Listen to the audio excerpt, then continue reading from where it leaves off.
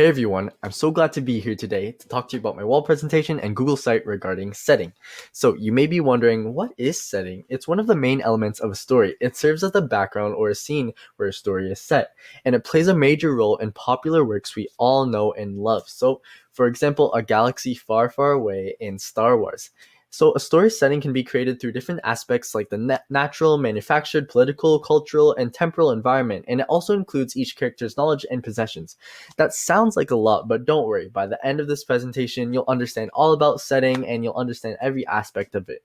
So, setting is so crucial in a story because it's closely connected to character development and plot. It can hurt characters, it can help characters, and it can reveal the degree to which they share the customs and ideas of their time. So, as human beings, we're all closely connected to our surroundings and the places that we live in and the things that we own. And similarly, characters in a story have an identity deeply involved with their setting and environment. So overall, understanding the setting in a story often helps our understanding of the other literary elements because they're all interconnected. So let's move on to the types of setting. So you may be wondering how to get started for looking for setting. Well, look no further because there are three main types that you have to worry about. So starting with private homes, public buildings, and possessions. So human construction and manufactured possessions are common tools used in selling because they can reveal a character's personality and make literature lifelike and realistic. So these are things like what the character owns, what they wear, and they can all imply certain things. So for example, in trifles, you have that dirty towel, which creates an unpleasant atmosphere, and it also implies the unsettled mind and the internal struggles of Miss Wright, because both her housekeeping and her relationship is in disarray, if you know what I mean. And then outdoor places are the second type of setting. So many literary actions in a story take place in an outdoor scene. So you can take Othello as an example because it's set in Cyprus that symbolizes the wilderness, and that connects to the wild events that occur in Othello if you've seen the play. So these are just all natural surroundings and living creatures for this type of setting. Finally, for the last type of setting, it's cultural and historical circumstances. So these are very important to the story because they often reflect the ideology and traditions of society at the time and place that the story is set in. So these are similar to outdoor places because they influence characters and their actions. So you can take The Kite Runner as an example because it's set in Afghanistan where there's obviously a lot of religious and cultural circumstances going on, and that fuels the main conflict in The Kite Runner. So if you think you know enough, you can quiz yourself on your own time. I've put a button on the Google site, but let's move on to why setting is so important in literature. So setting is important because authors use setting to create meaning, just as painters include backgrounds and objects to render ideas. So first of all, setting contributes to a work's realism and credibility. As the author describes locations, surroundings, and objects, the reader can visualize the story in their head and it becomes way more believable. And the next is highlighting qualities of character. So setting interacts with characters, as I've said before, and it can influence character development depending on how the characters react to the setting that they're placed in, right? And it can reveal the character traits and show their strengths and weaknesses. So for example, you can take Katniss in the Hunger Games, where she's faced with this dictatorship like setting and she rebels against it, and that I think that shows her determination and her resolve. And then next is setting being used to help authors shape and structure their works. So setting can be used to help organize their stories. So as the story progresses, the setting often changes depending on what stage of the plot that the story is in. So in The Lightning Thief by Rick Riordan, it's one of the examples of this because the main character travels across different settings that represent different plot points and serve different challenges for the main character in the story. And you can also use setting to frame a story. So you start with a particular description or activity and then return to that description or activity at the end. And that just creates a sense of completeness to your story when you frame it with a setting.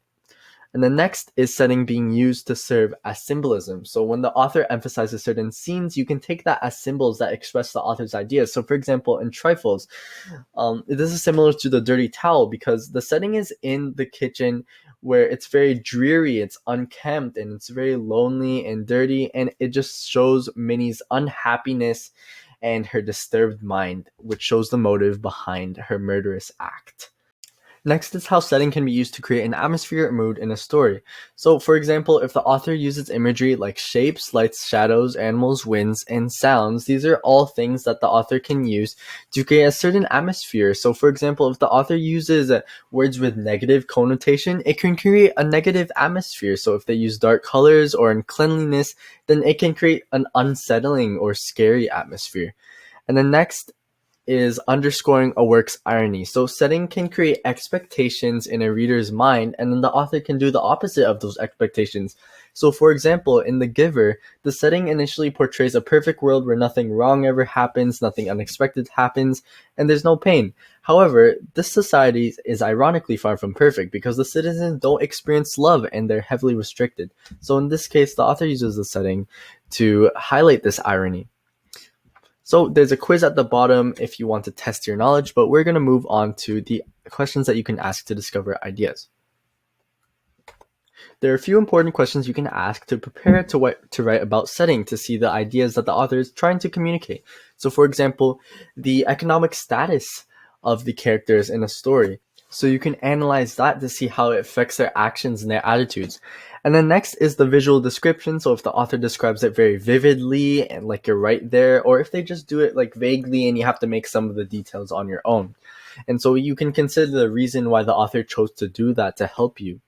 And then you can consider the connections between locations and characters, whether the locations separate characters or bring them apart or bring them together, and if the characters have a special attachment to certain locations. And then finally, the cultural, religious, and political conditions that are brought out in the story, and if the characters agree with these conditions, or if they rebel against them, or if they act differently. Because as you know, the setting can reveal character traits depending on how the character reacts or adapts to the setting.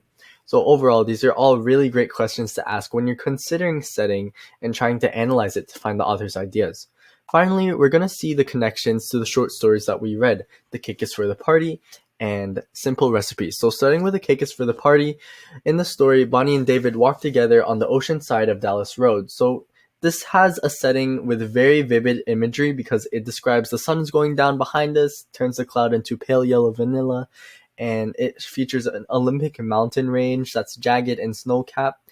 And that's just a very beautiful imagery that creates a positive atmosphere. However, the author actually uses this to contrast with Bonnie's like negative and insecure emotions, because while she's in this beautiful scenery and environment, she's thinking, if I was shown a picture of David's hands, only his hands, would I recognize them?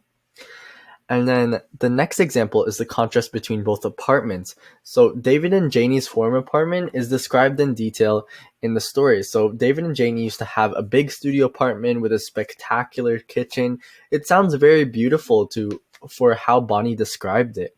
And this explains why Bonnie feels insecure about their relationship, because she compares her apartment with David to David and Janie's old apartment. And you can see this when she asks, like, what's in our medicine cabinet, when she's thinking about David and Janie's medicine cabinet. And then next is Simple Recipes. So in Simple Recipes, the author uses the description of setting to help the reader visualize and create atmosphere. So for example, you have those yellow walls that are dirtied with grease, and even the air is heavy in it. So that's a very vivid description. So you can picture the kitchen in your head, and you can even consider that as like a dirty or unpleasant atmosphere because of the grease.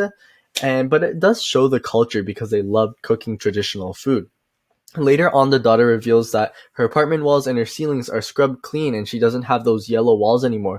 So that can demonstrate how she's like rejecting her culture, or not rejecting it, but she's losing her culture, and she has more of a character change than who she was before. So overall, the author uses setting in both of these stories to highlight character traits theme and to contribute to the atmosphere. So here's my works cited, and thank you so much for taking the time to learn about setting. And if you have any questions, just let me know, but you should be a master by the time we finish this presentation. And feel free to try the quizzes in the site. Have a great day.